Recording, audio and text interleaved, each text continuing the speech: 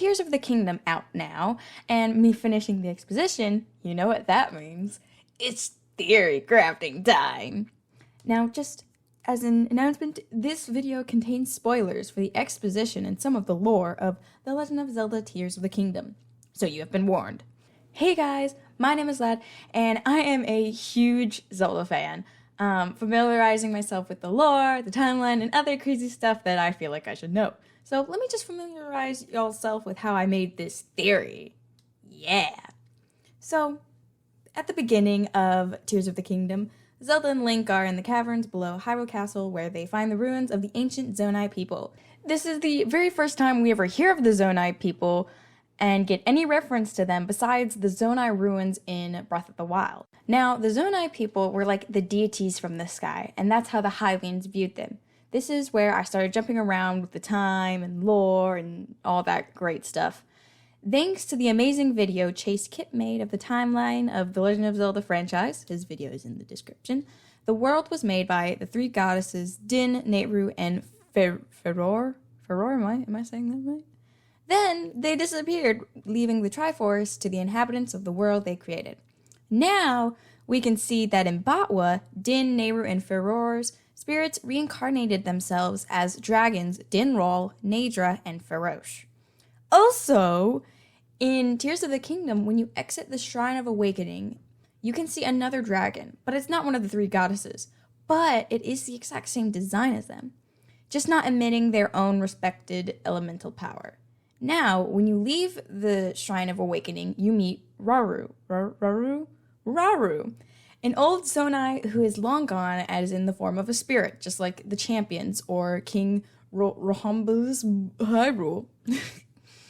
This immediately caught me off guard because of this clip, so just play the clip. Welcome to Rauru. Welcome to Rauru. Yep, this Rauru you met.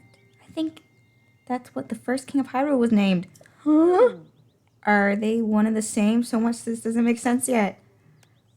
See, I also had a hard time pronouncing this name, but it is the exact same one. And according to the timeline, The Legend of Zelda 2, The Adventure of Link, takes place at the end of the Fallen Hero timeline, where basically, in Ocarina of Time, Link dies, is unable to defeat Ganon, and so the Fallen Hero timeline. And according to more lore, Batwa takes place after all the timelines, and in the same world, if you believe MatPat's theory about Hyrule Warriors, which of course I do, also link in the description, meaning the Zonai go far back. And this is where the beef of the theory starts to take place. According to Zelda, when she reads the mural under Hyrule Castle, the Zonai descended from the heavens to the people of Hyrule.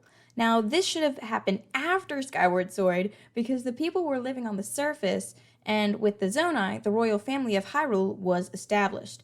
Rauru also speaks of how the islands that they used to live on were part of the ground.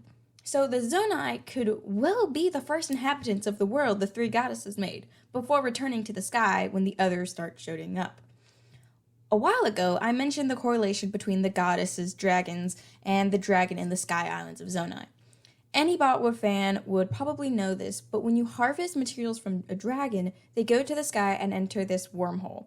In Tears of the Kingdom, the Zonai dragon breaks through the clouds to allow you to go below to Hyrule.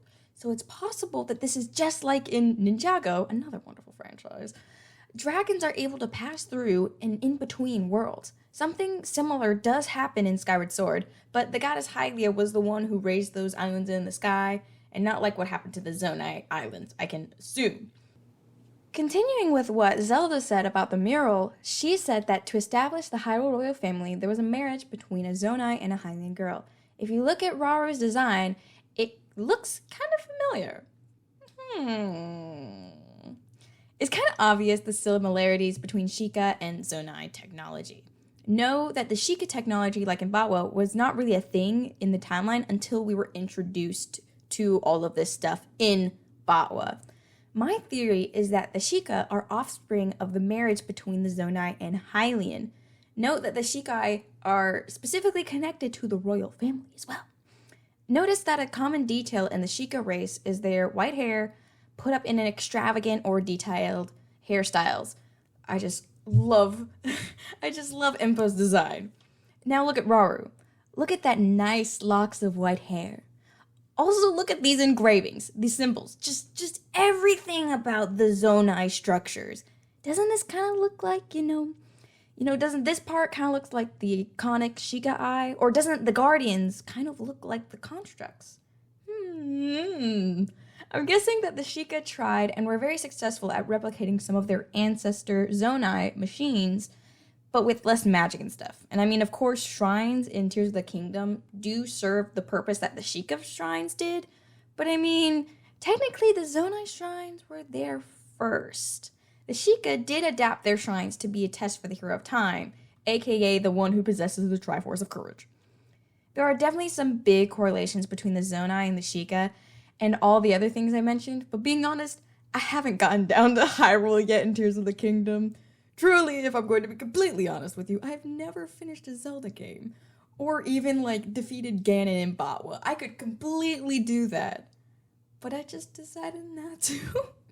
But I just wanted to share my theory. My Zelda theory.